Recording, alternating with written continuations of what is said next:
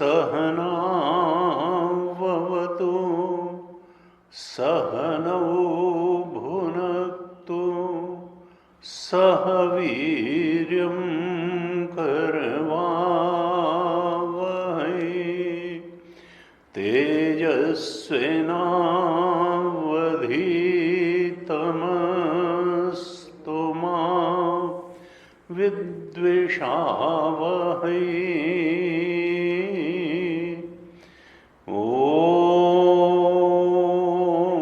शांति शांति शांति।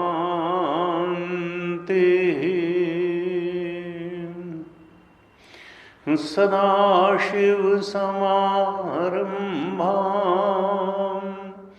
शङ्कराचार्यमध्यमाम् अस्मदाचार्यपर्यन्तां वन्दे गुरुपरम्पराम्।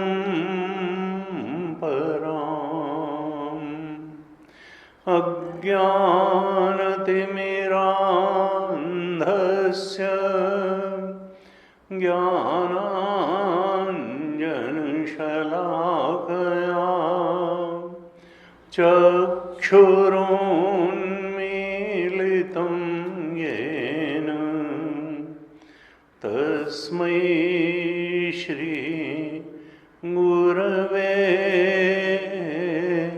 नमः। तस्मै श्री गुरवे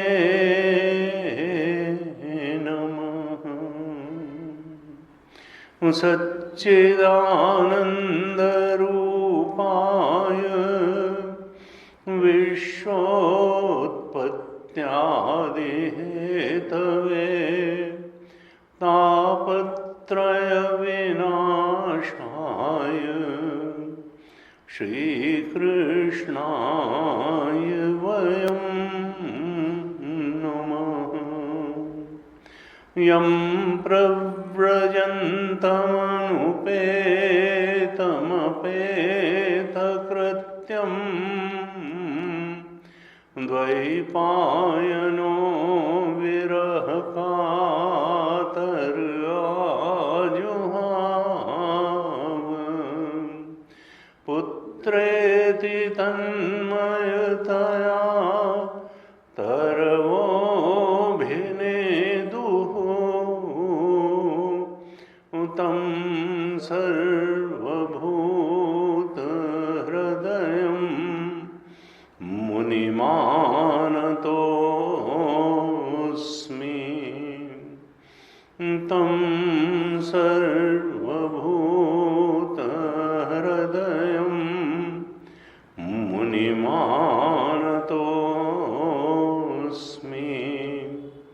नारायणं नमस्कृत्य नरं चैव नरोत्तमं देवीं सरस्वतीं व्यासं ततो जयमुदीरयेत्। कृष्णाय वासुदेवाय हरये परमात्मने प्रणतक्लेशनाशाय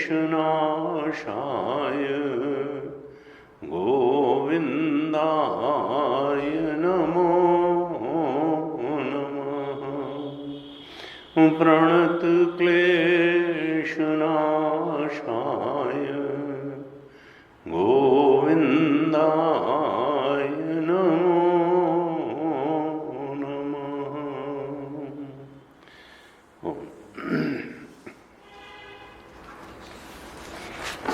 श्रीमद् भागवत महापुराण के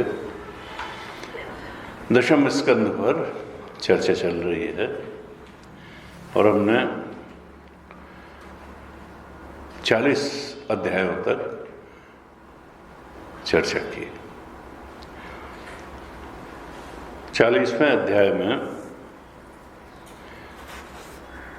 बड़ी सुंदर स्तुति है, अक्रूर जी द्वारा भगवान की स्तुति की गई। पिछली कक्षा में हमने इस पर विस्तार से अवलोकन किया था इस स्तुति का। और ये स्तुति क्यों की अक्रूर जी ने? क्योंकि जब वो अपने रथ पर लेकर के भगवान श्री कृष्ण और बलराम जी को मथुरा की ओर जा रहे थे, तब रास्ते में यमुना जी में ब्रह्म रथ, एक अत्यंत पवित्र कुंड में भगवान की आज्ञा लेकर के उन्होंने स्नान किया और जैसे ही डुबकी लगाई तो देखा जल के अंदर भगवान हैं। तो उनको लगा ये जल के अंदर कैसे आ गए? तो रथ पे छोड़ के आया था मैं। फिर बाहर आके देखा तो पूर्वत रथ पे बैठे हुए थे। फिर डुबकी लगाई तो अंदर, फिर देखा तो बाहर। तो वो जो है, उन्होंने कहा ये भगवान की माया है। भगवान की माया को तो प्रणाम करना ही ठीक है। और उसके बाद में भगवान की ये लीला देख करके कि वो अंदर भी चतुर्भुज पीताम्बर रूप में जल के अंदर हैं और बाहर ग्वाल बाल के रूप में पीताम्बरधारी अंदर हैं, तो कृष्ण बन करके वो बाहर भी बैठे हुए हैं 11 वर्ष के। और तब अक्रूर जी को अत्यंत प्रसन्नता हुई, भक्ति भाव का उद्रेक हो गया। भगवान की भक्ति के प्रगाढ़ भाव में डूब जाने से उनके नेत्रों में आंसू आ गए और तब उन्होंने भगवान की स्तुति करी, जो हमने पिछली कक्षा में 40वें अध्याय में की गई विस्तृत स्तुति को हमने देखा था। और उसके बाद भगवान से के शरणागत हो गए वो, और फिर से स्नान करने के बाद रथ कुंड से आकर के और रथ पर बैठ गए और रथ हाँकने लगे। जब भगवान ने देखा कि अक्रूर जी इस प्रकार स्तुति कर रहे थे, तो भगवान ने जल के बाहर निकल करके रथ पर बैठे हुए अक्रूर जी से कहा कि चाचा जी, आपने क्या जब स्नान करने गए तो कोई अद्भुत वस्तु देखी? पृथ्वी में, आकाश में या जल में आपने किसी अद्भुत वस्तु के दर्शन किए? अब अक्रूर जी ने कहा कि देखो, भगवान हमारा जो है टेस्ट ले रहे हैं। उन्होंने कहा, भगवान आप तो विश्वरूप हैं, इस संसार की कौन सी वस्तु है जो आपसे अलग हो? हर वस्तु के रूप में आप हैं, सब जगह आप हैं, सर्वत्र और सर्वकाल में आप ही तो हैं, सारी वस्तुओं के रूप में भी आप हैं, आप विश्व रूप हैं। और जब मैं आपको ही देख रहा हूं, तब ऐसी कौन सी अद्भुत वस्तु बच जाती है जिसको मैं देख लूंगा? सारी अद्भुत वस्तुओं के रूप में और सारी साधारण वस्तुओं के रूप में जो कुछ भी अस्तित्ववान है, सबके रूप में आप ही तो हैं। देखिए, हमारे शास्त्रों का बिल्कुल स्पष्ट निर्णय रहता है, चाहे गीता हो, चाहे भागवत हो, अक्रूर जी की स्तुति हो, किसी की। वेदांत का सिद्धांत वही है। भगवत गीता में 18वें अध्याय के 40वें श्लोक में भगवान कहते हैं 1840 में भगवान ने कहा, न तदस्ति पृथिव्याम वा दिवि देवेषु वा पुनः सत्वम प्रकृति जैर्मुक्तम यदेभिः स्यात् त्रिभिर्गुणैः। न तदस्ति पृथिव्याम वा, ऐसा कुछ भी नहीं है इस पृथ्वी पर, दिव्य देवेशु अथवा स्वर्ग में, देवताओं में, जो विद्यमान वस्तु हो, सत्वम जिसका अस्तित्व हो, अस्तित्ववान कोई भी वस्तु ऐसी नहीं है जो प्रकृति जैर मुक्तः, त्रिभिर्गुण ही। प्रकृति कैसी है? 3 गुणों वाली है, सत रज तम, 3 गुणों वाली प्रकृति है। जो कोई भी वस्तु पृथ्वी पर, स्वर्ग में, कहीं पर भी जो अस्तित्ववान है, वो ऐसी नहीं है जो प्रकृति से उत्पन्न 3 गुणों से मुक्त हो। और प्रकृति का क्या अपना कोई अस्तित्व है? नहीं। ब्रह्माश्रया माया दैवी हेषा गुणमयी मम माया दुरत्या मामे वो ये प्रपद्यन्ते माया मेताम। ये माया तो भगवान की है, इसको सत्ता देने वाले भगवान हैं। माया अपने आप में तो सत्तावान नहीं है। अर्थात जो जो माया के कारण हमको भेदभाव दिखाई दे रहा है, पृथ्वी पर, स्वर्ग में, देवताओं में, प्राणियों में, अंदर बाहर, असल में सब कुछ के रूप में भगवान ही हैं। हम भगवान को न जानने, न समझने के कारण माया को ही सत्य जानते हैं। माया के कार्य जो भेद विभेद हैं उनको सत्य जान लेते हैं, लेकिन वास्तव में ये तो 3 गुणों का ही खेल है। 7वें अध्याय में हमने चर्चा की थी। 7वें अध्याय के 13वें श्लोक में भगवान ने कहा था, त्रिभिर्गुणमयैर भावैहि एभिः सर्वमिदं जगत। ये सारा का सारा जगत, ये सारे के सारे प्राणी पदार्थ, जो कुछ भी है, ये तीनों गुणों से ही निर्मित हैं। त्रिभिर्गुणमयी भावई है। भावई का मतलब पदार्थ, अंदर मनोभावनाएं भी और बाहर पदार्थों के भेद विभेद भी। त्रिभिर्गुणमय भावई ही ये भी सर्वमिदं जगत। और मनुष्य क्या होता है?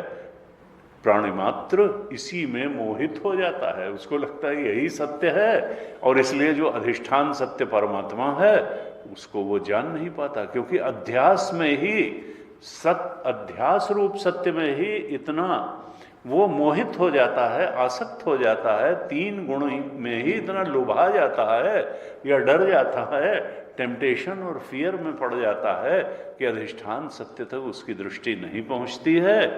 मोहितम ना भी जानाती, इसी में मोहित हो जाने के कारण वो नहीं जान पाता है किसको? मामेभ्य, मुझ कृष्ण परमात्मा को, जबकि मैं तो अव्यय हूं, मैं बदल करके कुछ बना ही नहीं मैं तो हमेशा जैसा का तैसा हूं। ये प्रकृति जो है वो तो मुझ पर अध्यास मात्र है, प्रतीति मात्र है, आभास मात्र है, अभी अभी है, अभी अभी जाने कहाँ चली जाएगी।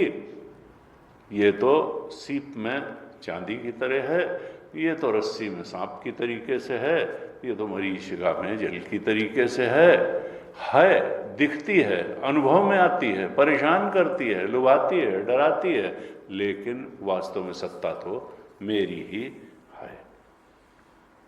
अक्रूर जी ने यही कहा कि भगवान, यहां जितनी भी वस्तुएं हैं, पृथ्वी में, जल में, आकाश में, सब की सब जिनमें हैं, उन्हीं आपको मैं देख रहा हूं, तो फिर मैंने यहां और कौन सी अद्भुत वस्तु देखी? बस इतना ही कह करके उन्होंने भगवान के बारे में अपनी पूरी समझ मानव भगवान के ही सामने व्यक्त कर दी।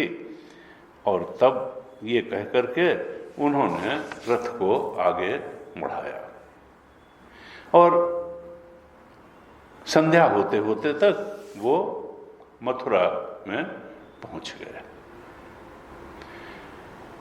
और उनके साथ ही जो नंद बाबा और तमाम ग्वाल बाल अपने छकड़ों में सब गोरस, दही, दूध इकट्ठा करके चले थे, वो तो इनसे पहले ही पहुंच गए थे। वो तो ब्रजवासी और नंद बाबा पहले ही पहुंच गए थे। अब पहले तो कोई होटल कल्चर था नहीं, ये था कि कहीं बाग में जा कर के निवास कर लो, कुएं से पानी पी लो, पेड़ के नीचे रह जाओ, बाग यही नेचुरल।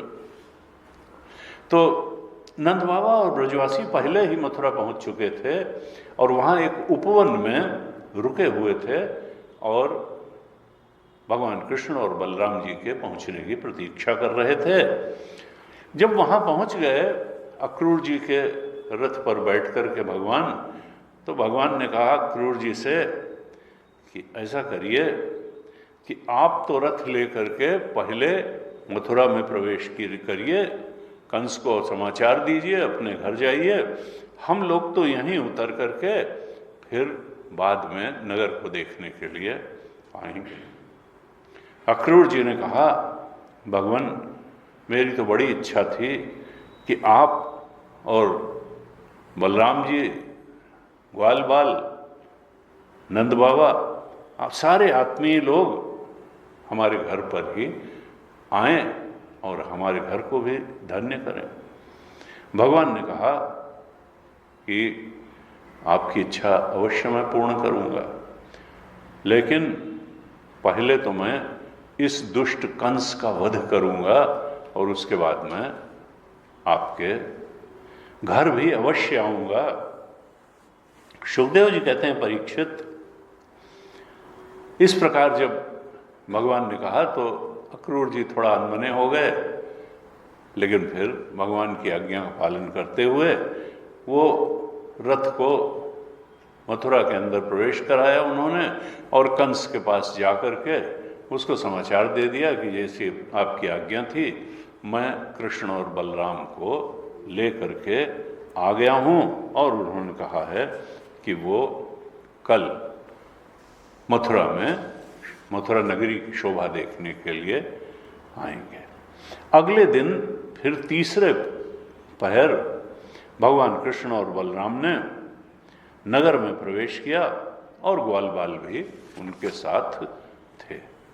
जब वो गए तो भगवान तो इतने सुंदर है, उनका अंग प्रत्यंग इतना सुहड़ है, सुंदर है, कमनीय है कि सारे नगरवासी, नगर नारियां मथुरा की अटारियों पर चढ़ गई और उनको देख देख करके धन्य हो गई।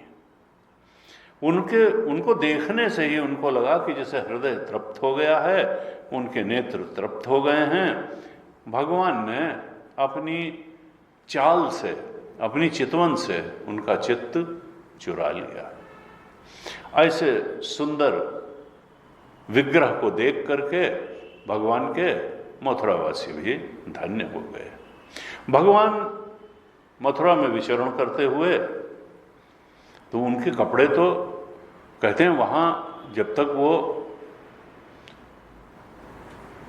वृंदावन में रहे, ब्रज में रहे, तब तक उन्होंने सिला कपड़ा ही नहीं पहना। वो तो पीताम्बर ओढ़ लेते थे और नीचे अधोवस्त्र पहन लेते थे। जब भगवान ने कहा अब तो हमको यहाँ राजसी शान शौकत के बीच में, शहर वालों के बीच में जाना पड़ेगा, तो थोड़ा हमारे कपड़े भी जो है वो नगरवासियों की तरीके के ठीक ठाक होना चाहिए और हमारे ग्वाल बालों के भी कपड़े ठीक होने चाहिए। हमारा तो ग्रामीण परिवेश है। और तब नगर में भ्रमण करते हुए उन्होंने एक धोबी को देखा जो कपड़े रंगने का काम करता था। वो आ रहा था, बहुत सारे कपड़े लिए हुए आ रहा था और भगवान ने तब मांगने की लीला की। भगवान तो पूरी सृष्टि है, लेकिन मांगने की लीला की। उन्होंने धोबी से कहा कि भाई तुम हमें ऐसे वस्त्र दे दो जो हमारे शरीर पे ठीक तरीके से आ जाएं, और अगर तुम हमको ऐसे वस्त्र दोगे तो तुम्हारा कल्याण होगा। लेकिन ये धोबी तो अहंकारी था, क्योंकि बड़े आदमी के पास रहने वाला भी अहंकारी हो जाता है, उसका सेवक भी। और जय विजय उसके उदाहरण है। विष्णु भगवान ने उनको अपने भक्त के रूप में वहां नियुक्त किया था और उन्होंने सनकादि को ही रोक दिया। उसके पहले वो एक बार लक्ष्मी जी को भी रोक चुके थे और तब 3 जन्म तक उनको असुर बनना पड़ा सनकादि ऋषि के शाप से। यहां पर भी भगवान ने जब मांगा तो उसने भगवान को डांटा। उसने कहा तुम लोग बड़े उद्दंड हो गए हो, तुम लोग पहाड़ और जंगल में रहते हो, कभी ऐसे वस्त्र तुमने देखे भी हैं, अब तुम ये वस्त्र पहनोगे? तुम लोग बहुत उद्दंड हो, मूर्ख हो, भाग जाओ यहां से। इस तरह से उसने दुत्कारा भगवान को, बलराम जी को और ग्वाल बालों को। और इतना सुनते ही भगवान थोड़ा कुपित हो गए और एक तमाचा उन्होंने उसको मार दिया। तमाचा मारते ही उसका तो सिर धड़ से अलग हो गया, सिर नीचे गिर गया। और ये देख करके जो उसके साथ काम करने वाले उसके सबॉर्डिनेट लोग थे वो भी सब भाग गए कपड़े वपड़े छोड़ करके। और तब भगवान ने कहा हाँ ये ठीक है। और तब उन्होंने उन सब गठरियों में से जो भी उचित लगे वो सब कपड़े खुद भी पहन लिए, बलराम जी ने भी पहने और सब ग्वाल वालों को भी बांट दिए। अब संत लोग कहते हैं कि ये वही धोबी था जिसने रामावतार में माता जानकी के बारे में अपशब्द कहे थे, उनकी बुराई की थी, चुगली की थी, अपनी पत्नी से कहा था मैं कोई राम नहीं हूं कि मैं इतने दिन तक जो शत्रु के घर में महिला रही हो, वो एक रात बेचारी कहीं रुक गई थी तो उसके वो झगड़ रहा था। कहा ये रामावतार का वही दुष्ट जीव था, धोबी था, जिसने माता जानकी की निंदा की थी। और चूंकि उसने अपने मुख से अधिक पाप किया था, ये भी है, आदमी बोल के ही ज्यादा पाप करता है, क्योंकि आदमी मनुष्य का 96-98% व्यवहार तो वाणी का व्यवहार होता है, हाथ पैर से तो व्यवहार कम होता है। दूसरे के साथ जो हम इंटरैक्ट करते हैं उसमें 96, 97, 98% व्यवहार तो वाणी का होता है। और वाणी पर व्यक्ति को नियंत्रण हो जाए तो समझिए पूरे स्वभाव पे नियंत्रण हो गया, इंद्रियों पर नियंत्रण हो गया, व्यवहार पर नियंत्रण हो गया और मन पर भी नियंत्रण हो गया। उसका अंतःकरण शुद्ध हो गया, इंद्रियां भी संयमित हो गई, मन भी संयमित हो गया। क्योंकि आवेश में आने पर क्या होता है, भगवान शंकराचार्य भाष्य में लिखते हैं गीता में, गुरुमपि आक्रोशति। जब गुस्सा सवार होता है, क्रोध सवारी करता है व्यक्ति के मन पर, तो ये भी नहीं देखता कि गुरु है कि कौन है, गुरु पर भी वो आक्रोश व्यक्त कर सकता है, माता पिता पे भी कर सकता है। तो इसलिए ये वाणी का संयम सबसे बड़ा संयम बताया गया। और 2 इंद्रियां हैं इसमें, एक तो बोलने की इंद्री वाणी और दूसरा रसनेन्द्रिय। कहते हैं जिसने इन दोनों पे संयम कर लिया, बस उसने जो है सब कुछ, सारी इंद्रियों और मन पर संयम कर लिया, व्यवहार पर संयम कर लिया, उसी का अंतःकरण शुद्ध हो पाएगा। और अगर इन दोनों पर संयम नहीं रहा तब फिर, और संयम का वेदांत में बड़ा महत्व है। गीता जी में हर चैप्टर में संयम की बात भगवान ने की है। और कई बार जो मॉडर्न जो थिंकर्स हैं वो संयम का विरोध करते हैं कि नहीं इससे तो कुंठा हो जाएगी। नहीं, कुंठाग्रस्त तो आप हैं ही। अगर आपको अपनी जबान पे नियंत्रण नहीं है तो आप अपनी बोली पे नियंत्रण नहीं है, खान पान पे नहीं, तो अपने दुश्मन तो आप हैं ही हैं। इस पर तो नियंत्रण आपको करना, इसीलिए आपको नियंत्रण की शक्ति दी गई है। और किसी के पास नहीं नियंत्रण, मनुष्य के ही पास ये शक्ति है कि वो अपने संकल्प शक्ति से अपने आप को जहां से चाहे हटा सकता है और जहां चाहे लगा सकता है। ये फ्री विल, ये संकल्प की स्वतंत्रता, ये केवल मनुष्य के पास ही है। इसीलिए मनुष्य योनि ही कर्म योनि है। इसी के लिए धर्म है, और किसी प्राणी को धर्म की जरूरत नहीं है, क्योंकि मनुष्य ही सन्मार्ग भी पकड़ सकता है और मनुष्य ही अधर्म का मार्ग भी पकड़ सकता है, फ्री विल होने के नाते। तो कहा कि देखो, ये संकल्प की स्वतंत्रता का उपयोग तुम मन के और इंद्रियों के संयम में करो, शुद्ध करने में करो, क्योंकि संयम से ही व्यक्ति की प्रगति होती है। सांसारिक उपलब्धियों को प्राप्त करने के लिए भी संयम चाहिए, दिनचर्या का संयम चाहिए, व्यवहार का संयम चाहिए, हर तरीके का संयम चाहिए, और आध्यात्मिक उन्नति के लिए भी संयम चाहिए। इसलिए संयम के महत्व को कभी कम करके नहीं आंकना चाहिए। भगवान का भी यही संदेश है, संतों का भी यही संदेश है। कबीर ने कहा, नहाए धोए क्या भया, जो मन मैल न जाए। मीन सदा जल में रहे और धोए बास न जाए। नहाए धोए क्या हुआ, जो मन मैल न जाए। ये मन का मैल तो जाना चाहिए। ये जो काम क्रोध लोभ मोह मद मत्सर विकार भरे हुए हैं, इन विकारों से अगर मन शुद्ध नहीं हुआ तो फिर आध्यात्मिक उन्नति एक खाम ख्याली ही है। नहाए धोए क्या भया, जो मन मैल न जाए, और मीन सदा जल में रहे, धोए बास न जाए। तो इसलिए बाह्य शुचिता अच्छी बात है, कोई ये नहीं कि नहाना धोना नहीं है, लेकिन इतने से ही संतुष्ट हो जाना भी ठीक नहीं है। शौचम, गीता जी में जब शौचम आया 16वें अध्याय में, तो शुचिता को दैवी सद्गुण बताया गया।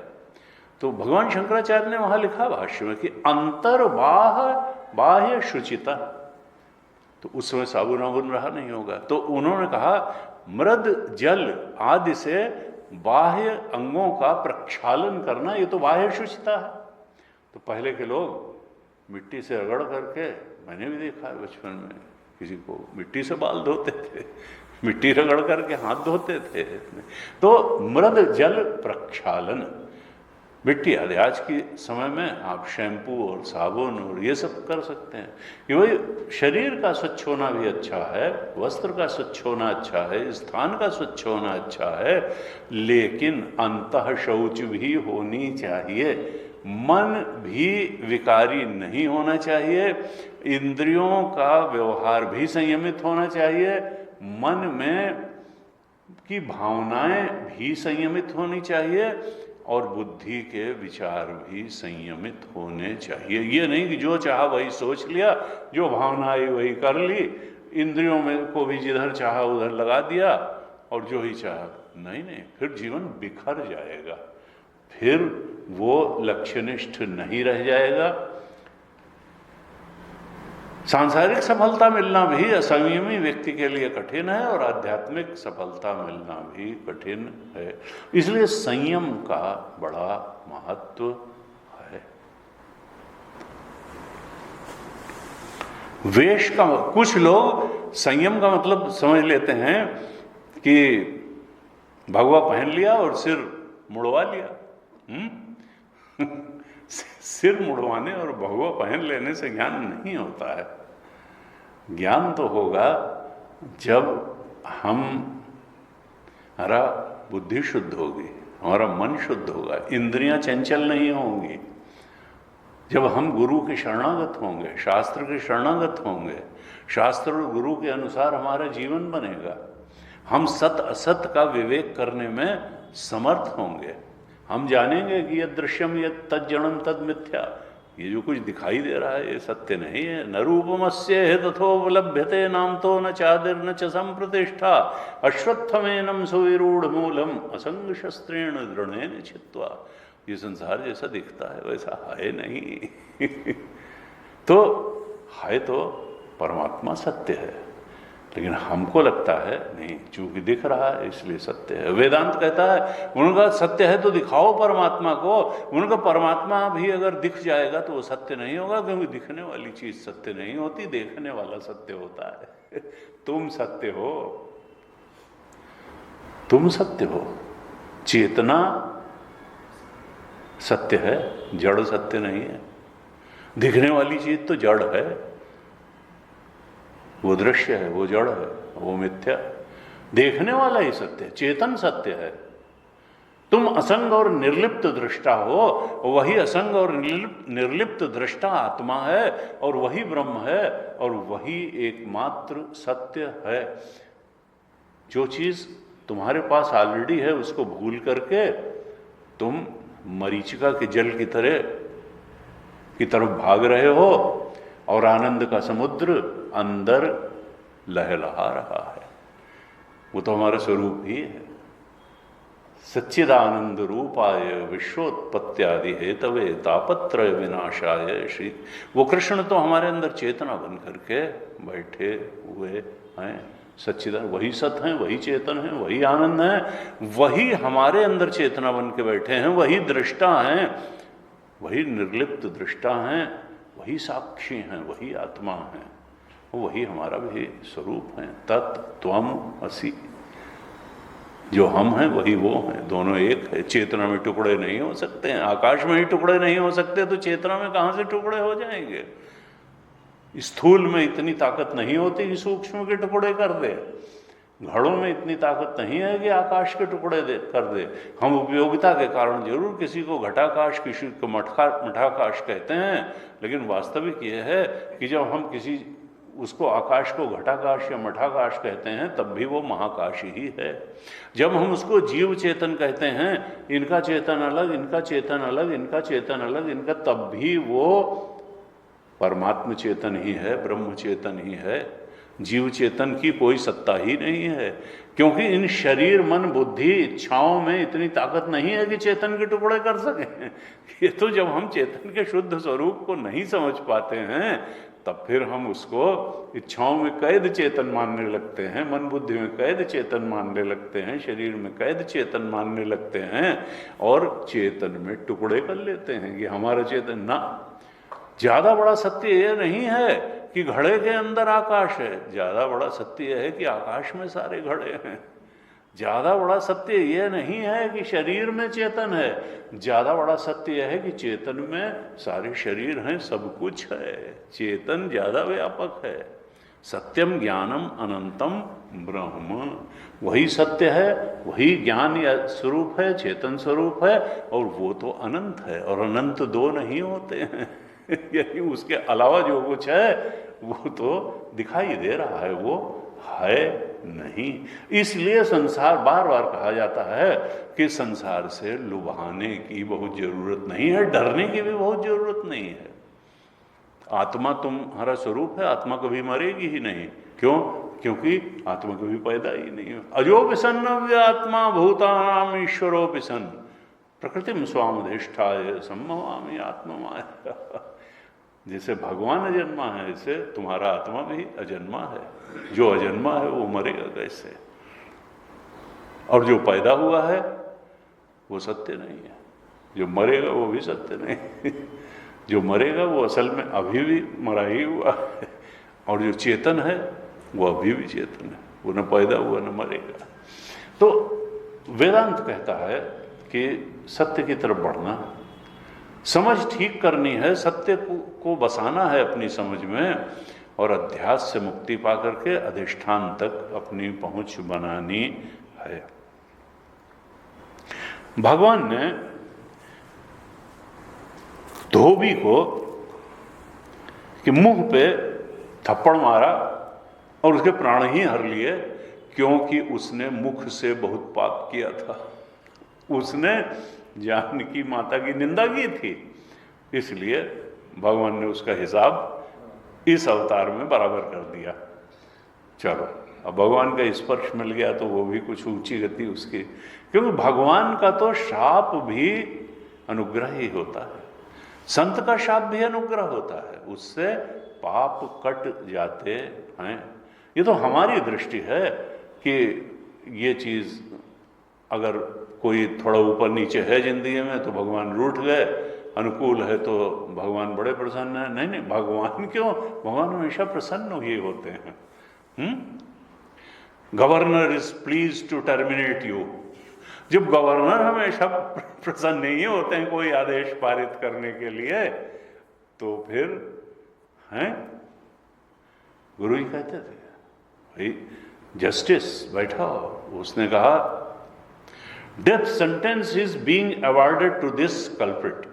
अवार्ड, ये भी कोई अवार्ड हुआ डेथ सेंटेंस? लेकिन नहीं, वहां तो अवार्ड ही होगा। ये कौन सा पुरस्कार है कि death sentence is being, governor is please to terminate you. Governor हमेशा प्लीज होके, तो भगवान क्यों नहीं प्लीज हो? जब गवर्नर और जस्टिस प्लीज होके अवार्ड करते हैं तो भगवान भी अगर तुम्हारे कर्म के बदले में तुमको चाहे दंड दें चाहे पुरस्कार दें, वो तो तुम्हारे कल्याण के लिए ही है। इस प्रकार से सब कपड़े उनके आ गए, लेकिन अब यह है कि कपड़े तो ढीले ढाले, कंस का धोबी था उनके यहाँ के लिए ले जा रहा था। अब ये तो अजीब सा लगता है ना कि भाई गाउन टाइप का पहने हुए हैं, वो कुर्ता जो है, जो अगर होगा तो वो कुर्ता तो 11 साल के बच्चे को गाउन लगा होगा ग्वाल बालों को, तो अब ये ठीक भी होना चाहिए। तो कुछ दूर आगे गए तो एक दर्जी मिल गया। अब ये दर्जी धोबी का बिल्कुल उल्टा था। दर्जी ने बड़े प्रेम से मिला और बस उन कपड़ों को ठीक ठाक करके ऐसा कर दिया कि सबके शरीर में बिल्कुल फिट तरीके से वो आ गए और सब बड़े प्रसन्न हुए। शरीर के नाप के कर दिया उसने सारे वस्त्रों को, और भगवान उससे बहुत प्रसन्न हुए। क्यों? क्योंकि जो मनमानी जीवन जीता है उसका तो मन ही थोड़ी देर के लिए बस प्रसन्न होता है, आत्मा या परमात्मा नहीं प्रसन्न होते। जो भगवान के मन का कार्य करता है उसी से भगवान फिर बहुत प्रसन्न होते हैं और उसको कल्याणकारी वरदान देते हैं। इसीलिए गीता जी में बार बार कहा गया कि भगवान की पूजा मान करके अपने कर्मों को करो। यत् करोषि यदश्नासि यज्जुहोषि ददासि यत् तपस्यसि कौन्तेय तत्कुरुष्व मदर्पणम्। जो भी करते हो वो मुझे अर्पित करके करो। ये अपनी इच्छाओं को अर्पित करके कर्म मत करो। इच्छा परायण जीवन मत जियो, प्रभु परायण जीवन जियो। भगवान शंकराचार्य ने कहा ईश्वराय भृत्यवत करोमि, मैं ईश्वर का नौकर बन करके काम करता हूं, जैसे हनुमान जी ने किया। अपना कोई एजेंडा ही नहीं था, इसलिए जितने मंदिर राम के नहीं उससे ज्यादा हनुमान के। राम ते अधिक राम मेरे मन अस दृढ़ विश्वासा, राम ते अधिक राम कर दासा। तो भगवान के दास बन करके, राम दास बन करके जीवन जीना संतों का और शास्त्रों का उपदेश तो यही रहा। इस दर्जी ने भी भगवान के मन की बात की। भगवान ने उससे कृपा करके उसको धन दिया, संपत्ति दिया, बल ऐश्वर्य दिया, उसको दूर श्रवण की सामर्थ्य दे दी, उसको स्मृति दे दी, अपनी स्मृति दे दी कि भगवान की सत्ता उसको कभी भूले नहीं। बहुत सी शक्तियां दे दी और सारूप्य मोक्ष भी दे दिया। भगवान के लोक में जा करके भगवान जैसा वो बन करके, उनका जैसा स्वरूप धारण करके, रूप धारण करके, वेश धारण करके भगवान के लोक में रहेगा, वो लोक में रहेगा। इस प्रकार से कृपा की दर्जी पर। और इसके बाद भगवान जब गए तो उनको आगे बढ़े तो माली मिला। उस माली का नाम था सुदामा माली।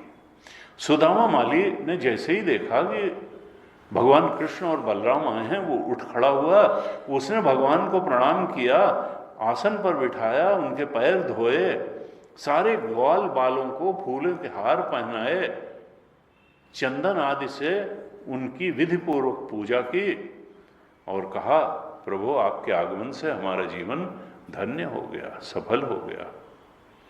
और कुछ ज्ञानी भी था।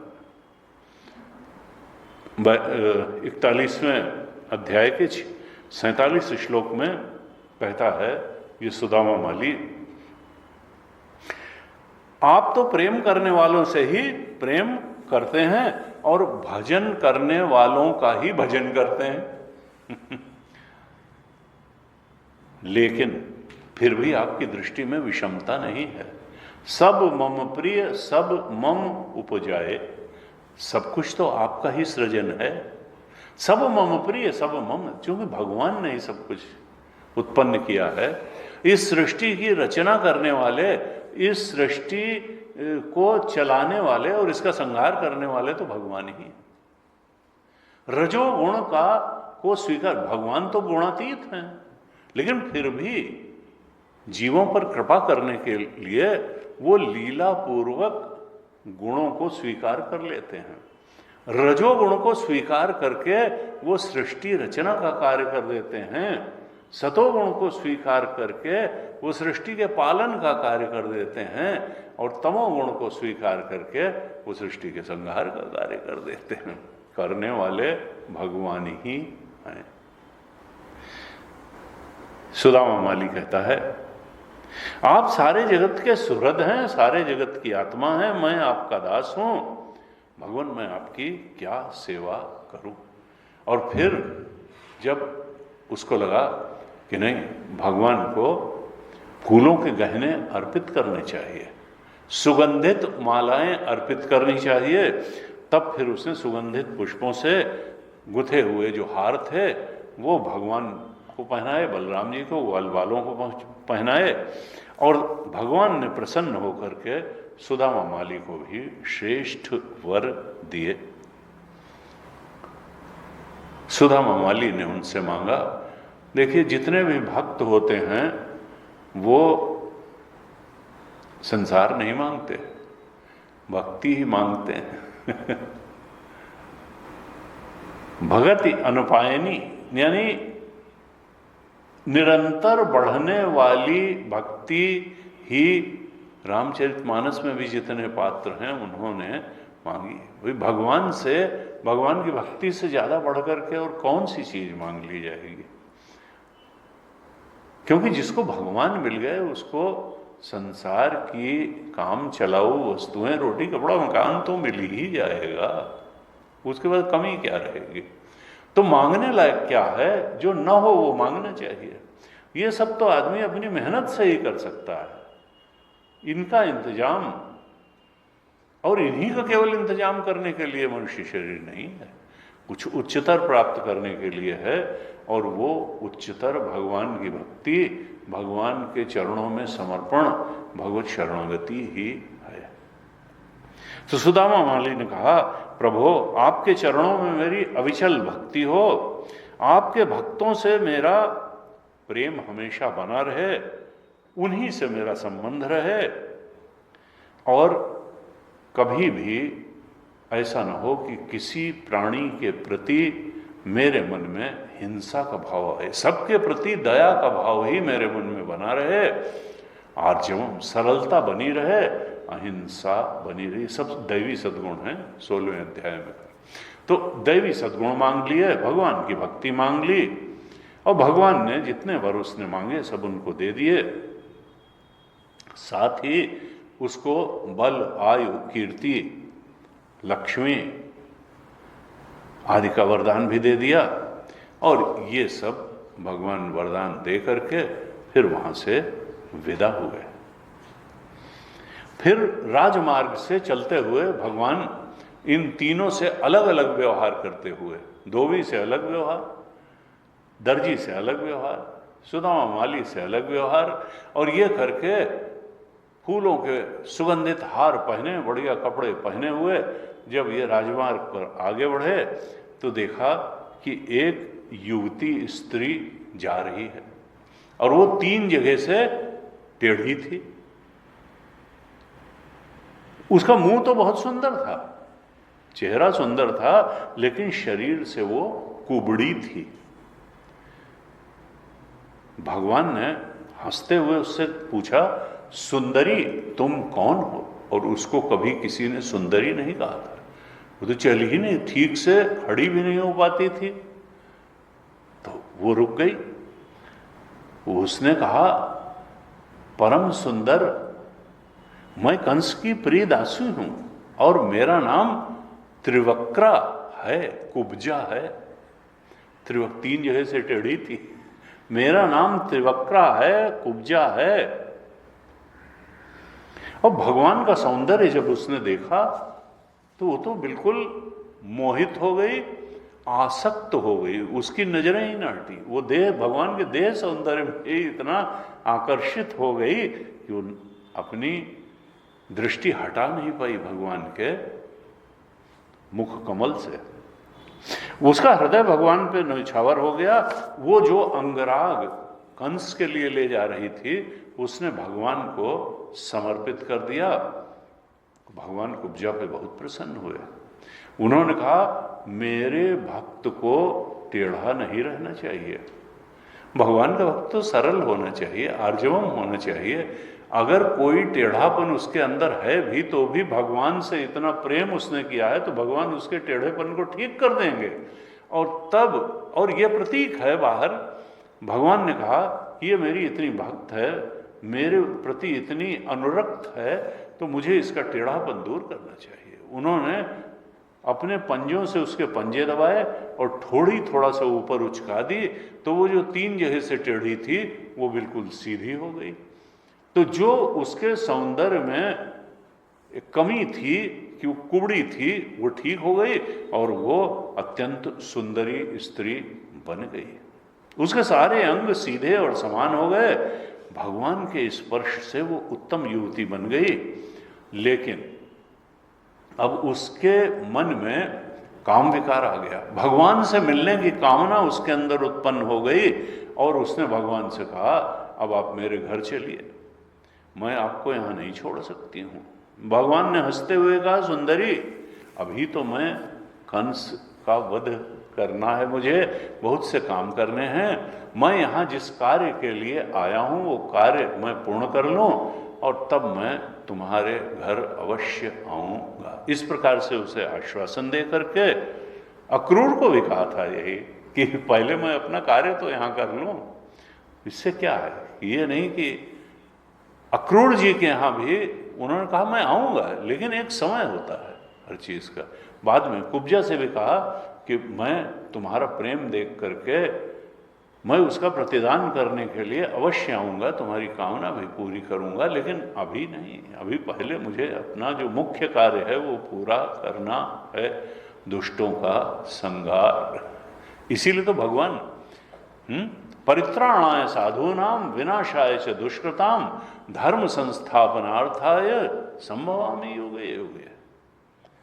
मुझे जो है दुष्टों का संहार करने के लिए मैं आया हूँ, सज्जनों का परित्राण करने के लिए आया हूँ। मेरे माता पिता जेल में पड़े हुए हैं, सारे सज्जन लोग मथुरा में भय से दुबके बैठे हुए हैं, उनका परित्राण भी तो करना है और कंस और उसके दुष्ट साथियों का संहार करना है, वो मुख्य काम है, फिर और काम भी होंगे।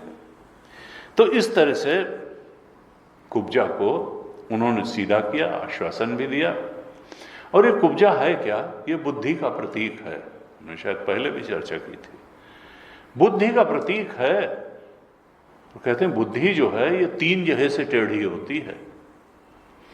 वो तीन क्या हैं जिनको गीता में भी कहा, नरक के द्वार, त्रिविधा नरकस्य यदम द्वारम नाशनमात्मना कामः क्रोधः तथा लोभः तस्मात् एतत् त्रयं त्यजेत एतैर्विमुक्तः कौन्तेय तमो द्वारे स्त्रिभिर्नरः आचरति आत्मनः श्रेयो ततो याति परांगतिम। 16वें अध्याय के अंत में कहा, देखो ये तीन नरक के द्वार हैं, तुमको चाहे जितना ये मन भावन लगते हो, ये नचाएंगे, तुमको परेशान करेंगे। कामना केंद्रित जीवन जीने वाला कभी बेचैनी से, भटकाव से, अपूर्णता से मुक्त ही नहीं हो सकता है, भले वो चाहे जो उसकी कामना पूरे। इसलिए बार बार कहा, त्यागे ने के अमृतत्व मानशो न कर्मणा न प्रजा धने न त्यागे ने।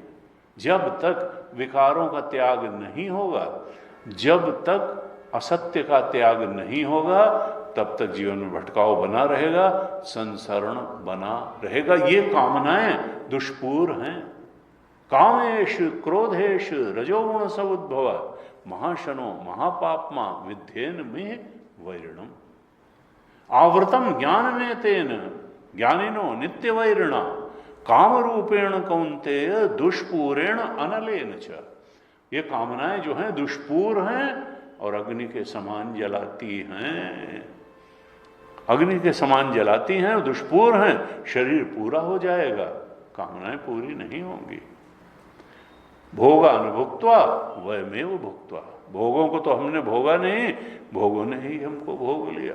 कालो न याता वयमेव याता, काल तो बीता नहीं, हम ही बीत गए। तृष्णा न जीर्णा वयमेव जी, तृष्णा तो बूढ़ी हुई नहीं, हम ही बूढ़े हुए। तो इसलिए बार बार शास्त्रों का भी उपदेश है, संतों का भी उपदेश है कि देखो ये बुद्धि जो है इसको ठीक करो, समझ को ठीक करो। और बुद्धि तीन जगह से टेढ़ी होती है। बुद्धि को में तीन दोष हैं, उनके कारण बुद्धि टेढ़ी रहती है, और तीनों वही हैं काम क्रोध लोभ। ये कामनाएं, कामना पूरी होती है तो लोभ बन जाती है, कामना पूरी नहीं होती तो क्रोध बन जाती है तो मूल में काम ही। काम रूपम दुरासदम, तीसरे अध्याय के अंतिम श्लोक में कहा। ये क्या है? तीसरे अध्याय के 43 अंतिम श्लोक में कहा कि भाई ये जान लो, ये कामनाएं नचाती हैं तुमको। दुष्पूरेण अनलेन च, ये दुष्पूर हैं और जलाएंगे अनल अग्नि के समान। एवं बुद्धे परम बुद्धा, इस प्रकार से अगर जान लो कि इन कामनाओं का अधिष्ठान कौन है? परमात्मा, आत्मा। ओंकार अधिष्ठान है, वासनाएं इच्छाएं ये तो माया के क्षेत्र में है। पीएफटी, परसीवर फीलर थिंकर तुम नहीं हो, बॉडी माइंड इंटेलेक्ट तुम नहीं हो। ये वासनाओं के कारण तुमने पंचभूत से ये एक पिटारी ले ली है। पंचभूत के पुतले हैं, इच्छाओं से आक्रांत पंचभूत के पुतले यहां मनुष्य के रूप में विचरण कर रहे हैं। बस उनमें चेतना है, क्योंकि ओंकार जो है वो अधिष्ठान है। चेतन पुतले किसके? इच्छाओं के। इच्छाएं बदलते ही जीवन बदलता है, और इच्छाएं नहीं बदली तो फिर जीवन उसी ढर्रे पर चलता रहता है। इच्छा करना ही है तो सत्य की इच्छा करें, इच्छा करना ही है तो आध्यात्मिक साधना में आगे बढ़ने की इच्छा करें, इच्छा करना ही है तो ईश्वर को प्रसन्न करने वाले कर्मों को करने की इच्छा करें। इच्छा करना ही है तो मुक्ति की इच्छा करें, क्योंकि कामना का कर्म करना तो बंधन को ही बढ़ाना है। एवं बुद्धे 3:43 में कहा, एवं बुद्धे परम बुद्धवा, इस प्रकार से इस काम क्रोध लोभ को बहुत तुम हितकारी मत मानो, परमात्मा हितकारी है। एवं बुद्धे परम बुद्धवा, आत्मा को जान करके जो परम है, संस्तभ्य आत्मानम आत्मना, तुम मन को शुद्ध करो। संस्कृत मनसा संस्तभ्य आत्मानम आत्मना, अपने संकल्प से, अपने संयम से, अपने श्रवण मनन निधिध्यासन से, अपने साधन संपत्ति से तुम मन को शुद्ध कर लो। और जय शत्रु महाबाहो, ये काम रूपम दुरासदम, ये काम तुम्हारा शत्रु है, इसको जीत लो। ये कामनाएं तुम्हारी मित्र नहीं है, शत्रु हैं, लेकिन दुरासदम है, बड़े दुख से वश में इनको किया जाता है। लेकिन उस तप को तुम तपो।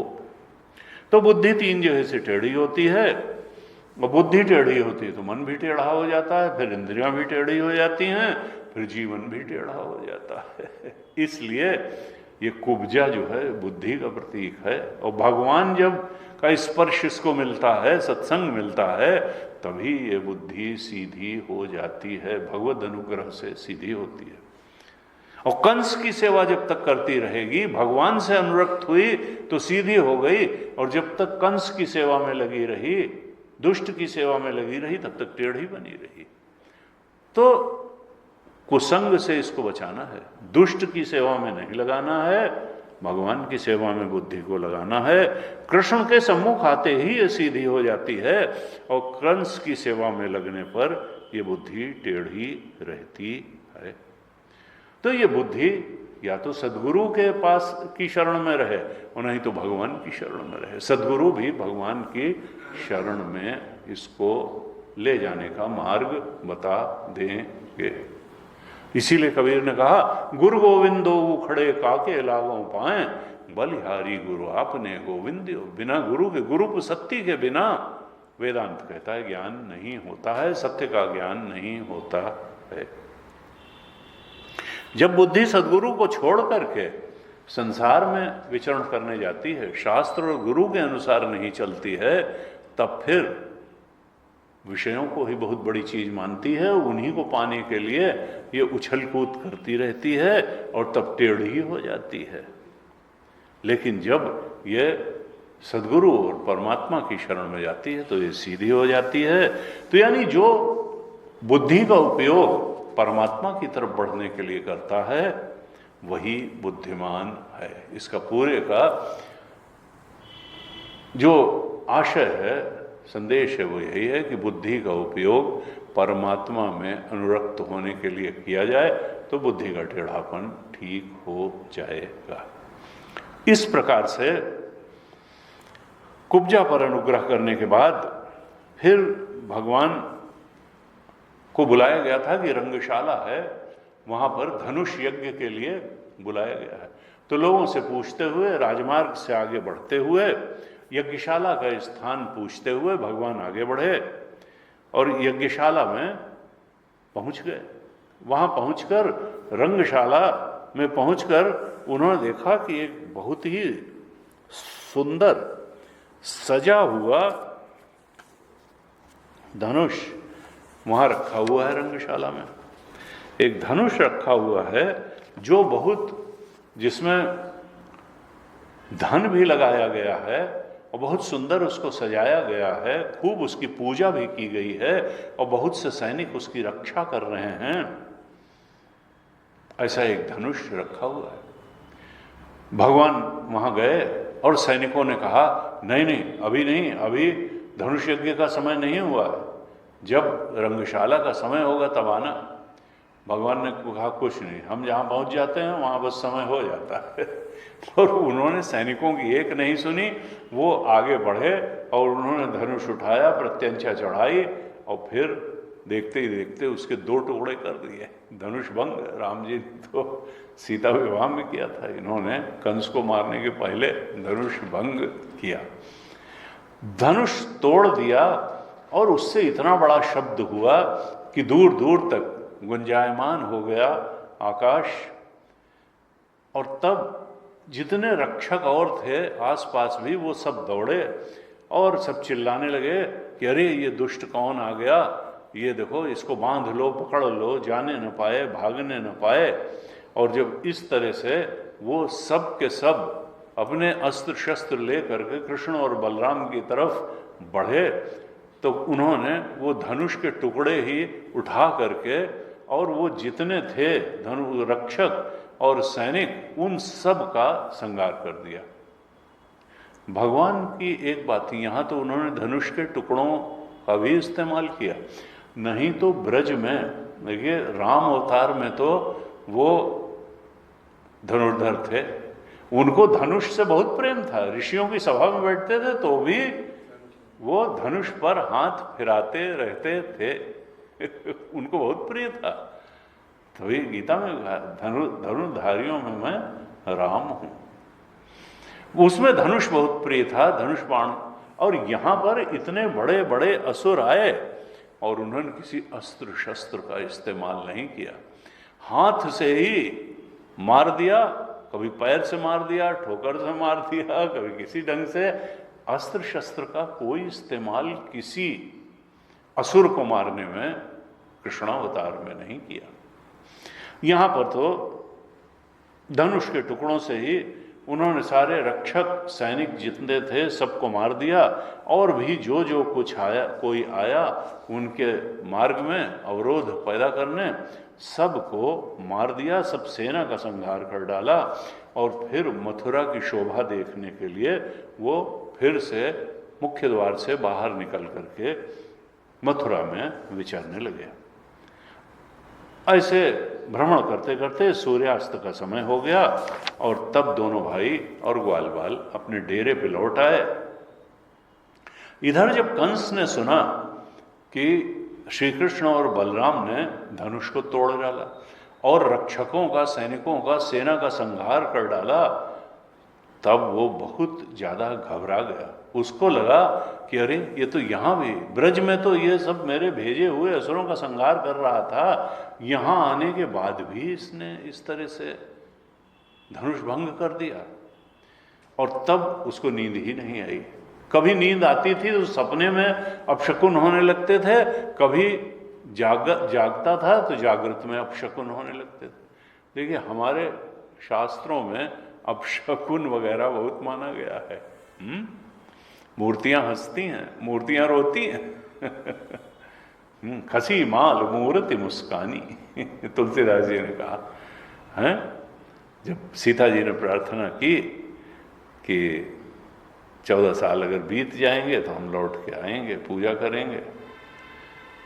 उसके पहले भी जब गौरी पूजन के लिए गई थी विवाह के पहले, तब भी उन्होंने प्रार्थना की कि ये राम जी हमें पति के रूप में मिलें, और गौरी पूजन किया तो लिखा खसी माल मूर्ति मुस्कानी। अपने आप एक माला टूट करके उनके हाथ में आ गई और मूर्ति उनको लगा मुस्करा दी कि हाँ तुम्हारी कामना पूरी होगी। अपशकुन होने लगे कंस को। तो जब जागृत के समय और ऐसे अपशकुन हुए जो मृत्यु के सूचक थे, जागृत में उसने देखा कि दर्पण में और जल में जब प्रतिबिंब उसका पड़ता है तो सारा शरीर तो प्रतिबिंब में दिखाई देता है, सिर नहीं दिखाई देता है। चंद्रमा 2 दिखाई देते हैं, दीपक की ज्योतियां 2 दिखाई देती हैं, जो छाया पड़ती है उसकी उसमें छेद दिखाई देता है। इस तरह से उसको जागृत में अपशकुन हुए, और स्वप्न में लिखा है देखा कि वो प्रेतों के गले मिल रहा है, गधे पे चढ़ करके चल रहा है, विष खा रहा है, और सारा उसका शरीर जो है तेल से तरबतर है, और वो नग्न होकर के कहीं जा रहा है। इस तरह से अनेक अनेक अपशकुन जब उसने देखे तो उसको बड़ी चिंता हुई। वो आसन्न मृत्यु से डर गया और उसको नींद ही ना आई। रात बीत गई ऐसे ही। जैसे ही रात बीत गई तब उसने मल्ल युद्ध के ही लिए तो बुलाया था। उसने मल्ल युद्ध का आयोजन प्रारंभ कराया।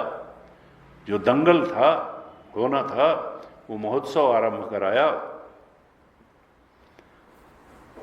जो भी वहां राज दरबार था, प्रांगण था मल्ल युद्ध के लिए, स्टेडियम वगैरह रहा होगा, उसमें सबसे ऊंचे सिंहासन पर जाकर के कंस स्वयं विराजमान हो गया। हालांकि उस समय भी अपशकुनों के कारण उसका चित्त बहुत ज्यादा घबराया हुआ था, दिखा है। और वहां जितने उसके प्रधान जितने मल्ल थे, पहलवान थे, वो सब आ गए, जिनमें है चाणूर, मुष्टिक, शल, तोशल, कूट, ये सब प्रधान पहलवान सब बाजे बजने लगे और वहां आकर के बैठ गए। और इसी समय फिर कंस ने जो नंद आदि लोग आए हुए थे, गोप वगैरह, उनको बुलवाया। उन लोगों ने आकर के कंस को भेंट देने तो जाते ही थे, कर चुकाने जाते थे। उन लोगों ने आकर के कंस को तरह तरह की भेंटें दी और उनके लिए जो स्थान नियत था वहां जाकर के वो बैठ गए। अब श्री कृष्ण और बलराम भी, उन्होंने जब नगाड़ों की ध्वनि सुनी तो वो भी उस रंगभूमि के ओर बढ़े। लेकिन वहां जब जाने लगे तो देखा दरवाजे पर 1000 हाथियों के बल वाला एक हाथी, जिसका नाम था कुवलिया पीड़, वो खड़ा हुआ था। अब श्री कृष्ण ने महावत से कहा, यो महावत, हमारे रास्ते से हट जाओ, और नहीं तो मैं तुम्हें इस हाथी के साथ ही यमराज के यहां पहुंचा दूंगा। और जब इस तरह से ललकारा भगवान ने, तो महावत तो बहुत ज्यादा क्रुद्ध हो गया, क्रोध से तिलमिला हुआ गया। उसने अंकुश की मार से उस कुअलिया पीड़ हाथी को कृष्ण की ओर बढ़ाया कि जिससे हाथी उनको कुचल दे और उनका यहीं पे काम तमाम हो जाए। कुअलिया पीड़ भी भगवान की ओर झपटा और उनको सूंड में लपेट लिया। यहां लिखा है, भगवान तुरंत उसकी सूंड से बाहर आ गए और उसको घूंसा जमा के उसके पैरों के बीच से निकलते हुए उसके पेट के नीचे चले गए और पीछे की तरफ निकल गए, और फिर उसकी पूंछ पकड़ करके उसको 100 हाथ पीछे घसीट लिया। इस तरह से वो उससे खिलवाड़ करते रहे, उसको पूंछ पकड़ के घुमाने लगे, उससे खेलने लगे। और फिर वो महावत की प्रेरणा से बहुत क्रोधित होकर भगवान पे टूट पड़ा।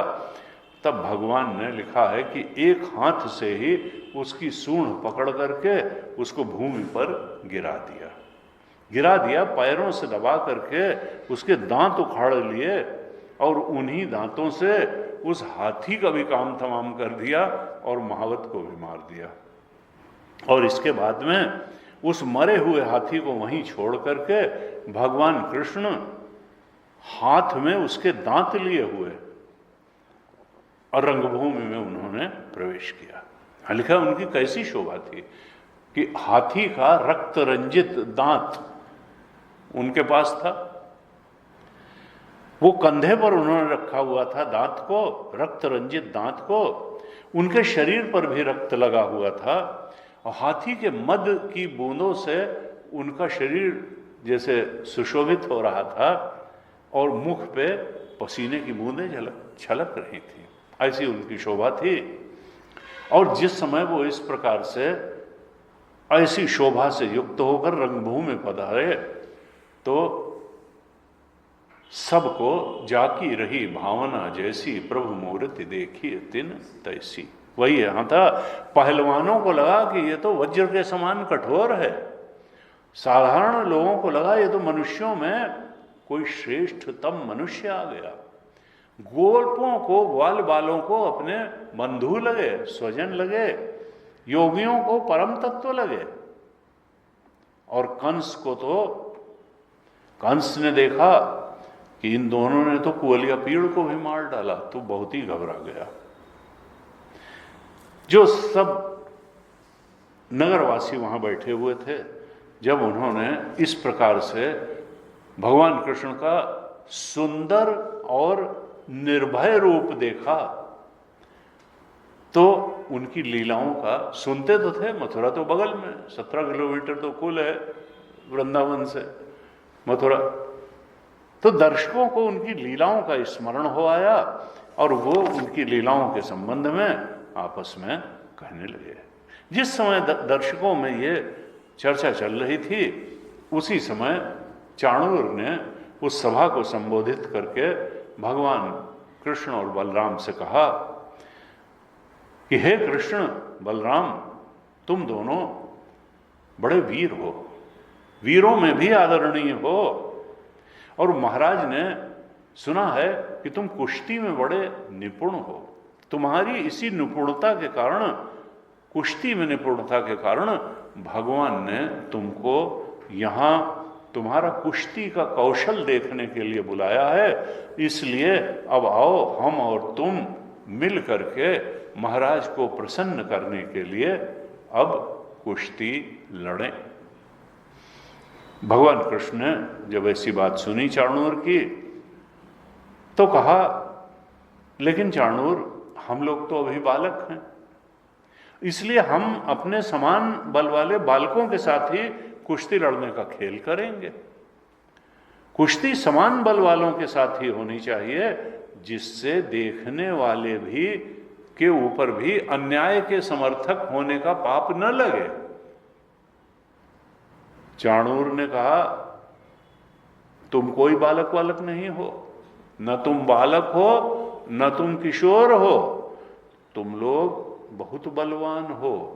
अभी अभी तो तुमने 1000 हाथियों का बल रखने वाले कुवलिया पीड़ को खेल खेल में ही मार डाला, और तुम अपने को बालक बता रहे हो, कंबल वाला बता रहे हो। इसलिए तुम लोगों को तो हम जैसे बलवान मल्ल के साथ ही युद्ध करना, ये कुश्ती का खेल करना चाहिए, बालकों के साथ तुम्हें नहीं लड़ना है। तुम बलवान हो, तुम बालक किशोर नहीं हो। इसलिए कृष्ण तुम मुझ पर अपना जोर आजमाओ, और बलराम जो हैं मुष्टिक के साथ लड़ेंगे। इस प्रकार से जब निर्णय दे दिया चाणूर ने, तो सुखदेव जी कहते हैं, परीक्षित, तब श्री कृष्ण चाणूर से जाकर के भिड़ गए, और बलराम जो है वो मुष्टिक के साथ भिड़ गए। अब भगवान ने अपने अंग प्रत्यंग को उस समय वज्र से भी कठोर बना लिया था, और उनके अंगों की रगड़ से चाणूर बिल्कुल व्यथित हो गया, थकित हो गया, उसकी रग रग ढीली पड़ गई। और तब जब उन्होंने देखा कि अब ये बहुत ज़्यादा थक गया है, तब भगवान ने उसकी दोनों भुजाएं पकड़ लीं और बड़े जोर से उठा करके आकाश में उसको कई बार घुमा करके धरती पे दे मारा। लिखा है प्राण तो उसको घुमाते समय ही निकल गए थे, जब धरती पर गिरा तो प्राणहीन होकर के वो गिर पड़ा। उधर मुष्टिक को बलराम जी ने एक बड़े जोर का तमाचा मार दिया। तमाचा लगने से वो प्राणहीन हो गया, मुंह से खून उबलता हुआ वो भी पृथ्वी पर गिर पड़ा। इसके बाद बलराम जी ने जो कूट नामक पहलवान था उसको एक घूंसे से मार डाला, और श्री कृष्ण ने, लिखा है, अपने पैर की ठोकर से एक शल नाम का जो पहलवान था, पैर की ठोकर से उसका सिर धड़ से अलग कर दिया, और तोशल जब आया तो उसको तिनके की तरह चीर करके 2 टुकड़े कर दिया। इस तरह से ये 5 पहलवान जो मुख्य थे, इनमें 3 को भगवान कृष्ण ने मार दिया, 2 को बलराम जी ने मार दिया। ये 5 पहलवान जब मर गए तो जो बचे हुए थे वो तो खुद ही वहां से भाग गए।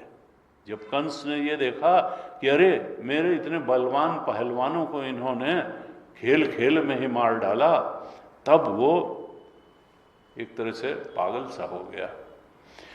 वो कहने लगा कि अरे सेवकों, ये वसुदेव के जो दुष्ट और दुष्चरित्र लड़के हैं, इनको नगर के बाहर निकाल दो। ये नंद भी बड़ा दुर्बुद्धि है, उसको कैद कर लो।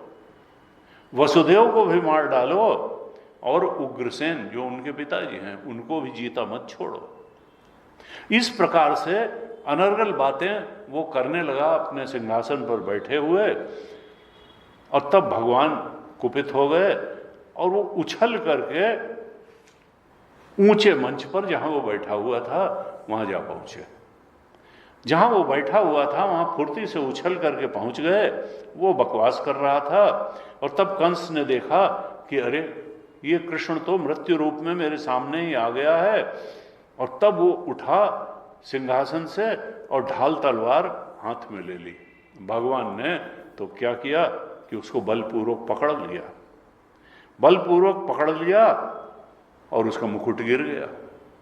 फिर भगवान ने उसके बाल पकड़ करके ऊंचे मंच से उसे रंगभूमि में पृथ्वी पर पटक दिया, गिरा दिया, और फिर उसके ऊपर स्वयं कूद पड़े।